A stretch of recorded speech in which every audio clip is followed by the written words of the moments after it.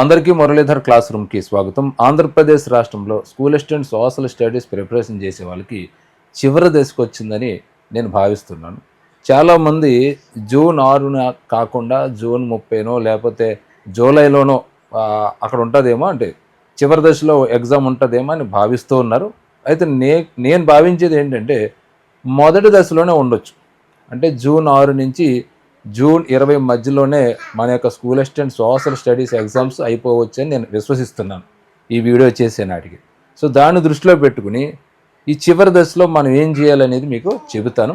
So వీడియోలోకి వెళ్ళే ముందు school assistant social studies preparation చేసే వాళ్ళని దృష్టిలో పెట్టుకుని మేము రూపొందించినటువంటి 2 పుస్తకాల గురించి మీకు చెబుతాను. అందులో ఒకటి జియోగ్రఫీ పుస్తకం. ఇది విద్యార్థులరా, ఇప్పటికే రాష్ట్రంలో అన్ని జిల్లా వాళ్ళు పుస్తకాలు కొనుక్కోవడం జరిగింది. సో ఇంకా అతి తక్కువ మాత్రమే ఉన్నవి.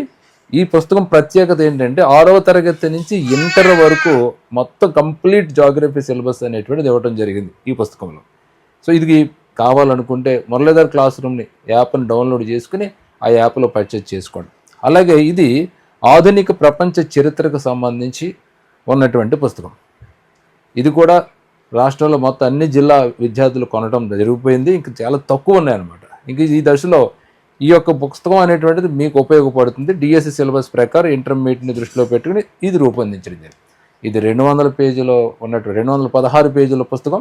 ఇది 416 పేజీలో ఉన్నటువంటి పుస్తకం. సో ఈ 2 పుస్తకాలు కావాలంటే ఈ నెంబర్లకు కాల్ చేయండి, లేదా ప్లేస్టోర్కి వెళ్ళి మురళీధర్ క్లాస్ రూమ్ యాప్ని డౌన్లోడ్ చేసుకుని అందులో పర్చేజ్ చేసుకోండి. మేము మీకు 3 లేదా 4 రోజుల్లో పోస్టల్ ద్వారా పంపిస్తాం.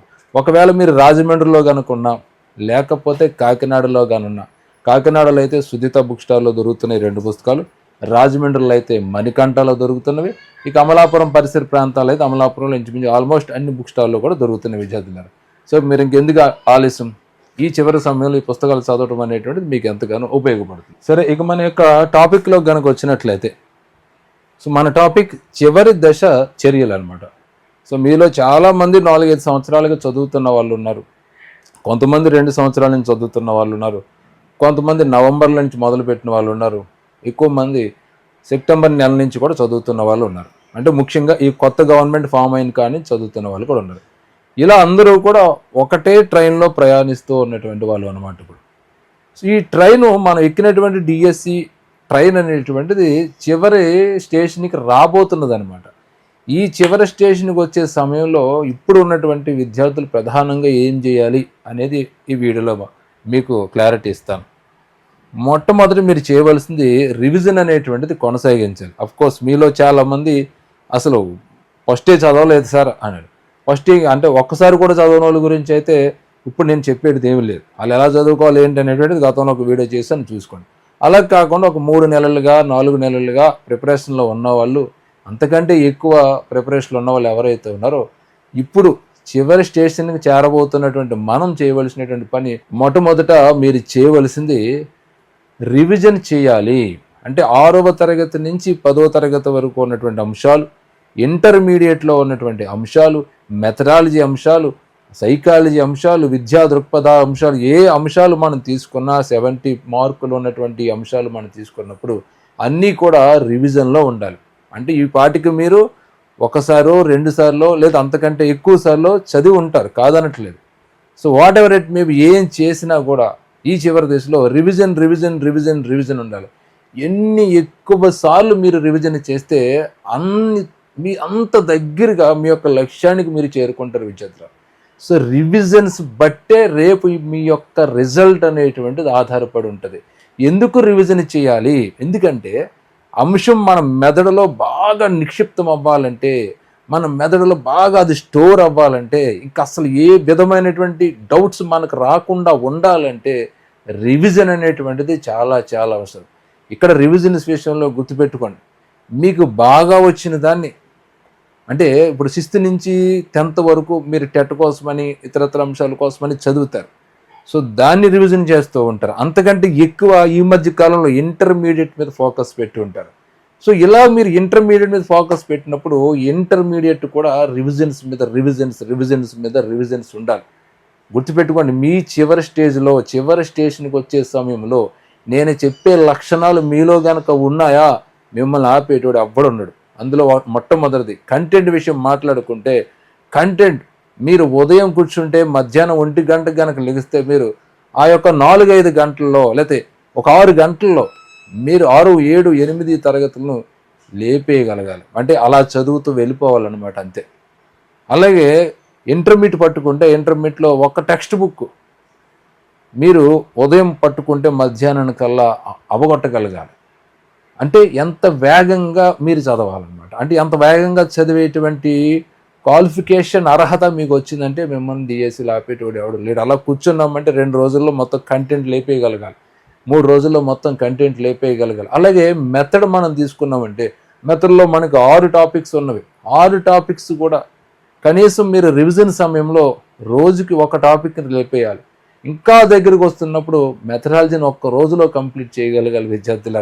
అటువంటి క్వాలిటీ మీకుందా? స్టేట్లో ఫస్ట్ ఉంటావు నువ్వు, అందులో డౌట్ ఏం లేదు. ఇంకా స్టేట్లో టాప్ ర్యాంకర్స్ లిస్ట్ తీసుకుంటే అందులో నువ్వు ఉంటావు. నీ జిల్లా గురించి మాట్లాడలే, మొత్తం స్టేట్గా నువ్వు టాప్లో ఉంటావని చెబుతున్నా. ఈ 2 కనుకుంటే అంటే ఒక 3 రోజుల్లో 2 రోజుల్లో నువ్వు మొత్తం కంటెంట్ 6th నుంచి ఇంటర్ వరకు రివిజన్ చేయగలుగుతున్నావా? నిన్ను ఎవడు ఆపేటోడు లేడు. అలాగే మెథడ్ కూడా ఒక్క రోజులో మొత్తం 6 పాఠాలు నువ్వు రివిజన్ చేయగలుగుతున్నావా? నిన్ను ఆపేటోడు లేడు. ఎక్కడైతే మనకి రివిజన్, ఏ అంశంలో అయితే రివిజన్ మనం బాగా చేస్తూ ఉంటామో అది మనకు బాగా గుర్తుంటుంది, అది గుర్తుపెట్టుకోండి. అలాగే రివిజన్ చేస్తూనే అంటే ముఖ్యంగా మన యొక్క టెక్స్ట్ బుక్స్, ప్రస్తుతం ఉన్నటువంటి అకాడమిక్ టెక్స్ట్ బుక్స్ రివిజన్ చేస్తూనే సిలబస్ ప్రకారం పాత టెక్స్ట్ బుక్స్ని కూడా చదవాల్సి వస్తుంది. మీకు అందరికీ పదే పదే చెప్పాను, మళ్ళీ చెప్తున్నా. జాగ్రఫీ విషయంలో కానీ, అలాగే మన యొక్క సైకాలజీ విషయాల్లో కానీ, అలాగే మన కంటెంట్ మాట్లాడుకుంటే హిస్టరీ విషయంలో కానీ మనం పాత టెక్స్ట్ బుక్స్ని కూడా ఒకసారి రెఫర్ చేయవలసి. అంటే ఇక్కడ రివిజను, రెఫరెన్స్ కూడా రెఫర్ చేయవలసినటువంటి అవసరం కూడా మీకు ఉన్నది. ఓకే, అంటే రివిజన్ అనేటువంటిది ఇప్పుడు ఉన్నటువంటి ప్రజెంట్ బుక్స్ని బాగా రివిజన్ చేస్తూ ఉండాలి, ఇంటర్మీడియట్ అయినా సరే. అలాగే బిలో 10th వరకు ఉన్నటువంటి అంశాలు, దాంతోపాటుగా అనుబంధంగా ఉండేటువంటి అంశాలను కూడా మీరు ఒకసారి అలా అలా చూసుకుంటూ వెళ్ళాలి. ఇక మెథడాలజీ కూడా ఏదైతే నేను చూపిస్తూ ఉంటానో నీలం కలర్ అట్ట పుస్తకం ఏదైతే ఉంటుందో దాన్ని నెంబర్ ఆఫ్ టైమ్స్ చదువుతూ ఉండాలి, రివిజన్స్లో ఉండాలి అది. ఇక ఓల్డ్ పుస్తకం చెప్తూ ఉంటా, దానికంటే ముందు ఉన్నటువంటి ఓల్డ్ పుస్తకాలు చెప్తూ ఉంటా. అలాగే ప్రజెంట్ సెమిస్టర్ 1, సెమిస్టర్ 2 బుక్స్ ఏదైతే అవి ఉన్నాయని చెప్తూ ఉంటా. ఇవి మీరు ఇది రివిజన్లో ఉండాలి. మెయిన్ బుక్ ఏదైతే ఉన్నదో అది రివిజన్లో ఉండాలి, మిగతాయి రెఫరెన్స్గా వాడుకుంటూ ఉండాలి, లేదా దాన్ని తిరగేస్తూ ఉండాలి, అది చదువుతూ ఉండాలన్నమాట. ఇది రివిజను, అది రెఫరెన్స్, మళ్ళీ రీసెర్చ్, మళ్ళీ రెఫరెన్స్, అలా అట్లా చూసుకుంటాం. అంటే ఇట్లాగా పాత కొత్త అంశాల కలయికగా మీరు యొక్క ఈ చివరి దశలో రివిజన్ అనేటువంటిది చేస్తూ ఉండాలి విద్యార్థుల. అంటే రివిజన్ తోటే గుర్తుపెట్టుకోండి, రివిజన్ తోటే రేపు మీ యొక్క రిజల్ట్ అనేటువంటిది ఉపయోగం ఉంటుంది. ఈ రివిజన్ తోటే రేపు మీరు నిలబడతారు. కాబట్టి నెంబర్ ఆఫ్ టైమ్స్ రివిజన్ వేయడానికి ఈ చివరి దశలో మీరు అందరూ కృషి చేయాలని నేను అందరిని కూడా కోరుకుంటున్నాను. ఇది మొదటిది. ఇక రెండోది, ఈ దశలో టెస్టులు ఎక్కువ రాస్తూ ఉండాలి. టెస్టులు అంటే నేను పెట్టే టెస్టులు కావచ్చు, లేదా వేరే వాళ్ళు పెట్టే టెస్టులు కావచ్చు, లేదా బయట మార్కెట్లో జరిగేటువంటి బిట్ బ్యాంకులు కావచ్చు, లేదా మోడల్ పేపర్స్ కావచ్చు, వాట్ ఎవర్ ఇట్ మేబీ, మీరు మాత్రం ఖచ్చితంగా టెస్టులు రాస్తూనే ఉండాలి. ఎందుకు రాయాలి అంటే ఈ యొక్క మన యొక్క అంశాలు కనుక మనం తీసుకున్నట్లయితే, సోషల్ అంశాలు మనం తీసుకున్నట్లయితే అవి అంతా కూడా చాలా విషయాత్మకంగా ఉంటాయి. అంటే ఎక్కువ మ్యాటర్ అనేటువంటిది ఉంటుంది, చాలా మ్యాటర్ ఉంటుంది అనమాట. మ్యాటర్ అంతా ఎన్ని పేజీలు 1000 పేజీల మ్యాటర్ వస్తుంది మనకి. ఈ యొక్క కంటెంట్ తీసుకున్నా, మెథడ్ తీసుకున్నా, సైకాలజీ తీసుకున్నా, ఇన్ని పేజీల మ్యాటర్ని మనం చదివినప్పుడు అది అందులోంచి లాగిచ్చే బిట్లు ఎన్ని? 160 బిట్లు. ఇంకా అందులో 20 బిట్లు తీసేయండి, మెథడాలజీకి తీసి పడేస్తే, జీకే కరెంట్ అఫైర్స్కి తీసేస్తే మిగతాయి 140 బిట్లు. ఈ 140 బిట్ల కోసం సుమారు మనం ఒక 1000 పేజీలు మనం చదివి ఉంటాం ఈ పాటికి కదా. మరి ఎన్ని తీస్తాడు? అందులోంచి 140 బిట్లు తీస్తున్నాడు అక్కడ.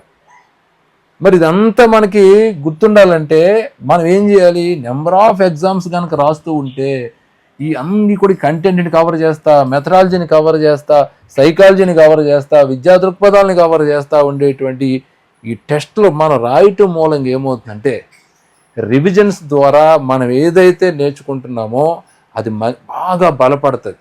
ఈ టెస్టులు రాయటం అనేటువంటిది రివిజన్ చేస్తూ ఉండాలి, టెస్టులు రాస్తూ ఉండాలి. ఇంకా ఈ చివరి దశలో మీరే కదా అందరూ కూడా నెంబర్ ఆఫ్ టైమ్స్ ఈ యొక్క టెస్టులు అనేటువంటి రాస్తూ ఉండాలి. టెస్టులు రాసినప్పుడు మీ యొక్క పర్సెంటేజ్ డౌన్ అవ్వచ్చు, 30% రావచ్చు, 40 రావచ్చు, 60 రావచ్చు, 70 రావచ్చు, 80 రావచ్చు, 90 వరకు వెళ్ళిపోవచ్చు. ఏమైనా సరే కింద నుంచి పైకి ఏ పర్సెంటేజ్ వచ్చినా దాన్ని మనం క్రైటీరియాలో తీసుకోకూడదు. రాయటం, ప్రజెంట్ చేయటం, మళ్ళీ చదవటం, రాయటం, ప్రజెంట్ చేయటం, మళ్ళీ ఇలా ఉండాలన్నమాట. అంటే టెస్టులు నెంబర్ ఆఫ్ టెస్టులు రాయాలి విద్యార్థులారా. సో మీరు అందరూ రాస్తున్నారు, మన యాప్లోనే చాలామంది విద్యార్థులు ఎగ్జామ్స్ రాస్తున్నారు. 100కు పైగా ఉన్నటువంటి టెస్టులు ఉన్న అన్ని అంశాల మీద మీరు రాస్తున్నారు. చివరి దశలో గ్రాండ్ టెస్టులు కూడా జరుగుతున్నాయి ఇప్పుడు. ఇవన్నీ కూడా మీరు ఏది స్కిప్ చేయకుండా మీరు అంశాన్ని చదవటం, రాయటం, మళ్ళీ చదువుకోవడం, ఇలాగ revision at the same time టెస్టులు రాయటం రెండూ కనుక ఉన్నట్లయితే ఈ చివరి దశలో అద్భుతమైనటువంటి విజయాన్ని రేపు మీరు సాధిస్తారు విద్యార్థులారా, గుర్తుపెట్టుకోండి. సో నేను చెప్పినటువంటి ఈ రివిజన్ కొనసాగించండి, టెస్టులు కూడా రాస్తూ ఉండండి విద్యార్థులారా. ఓకే, మరొక వీడియోతో తిరిగి నేను మళ్ళీ మీ ముందుకు వస్తాను. జై హింద్.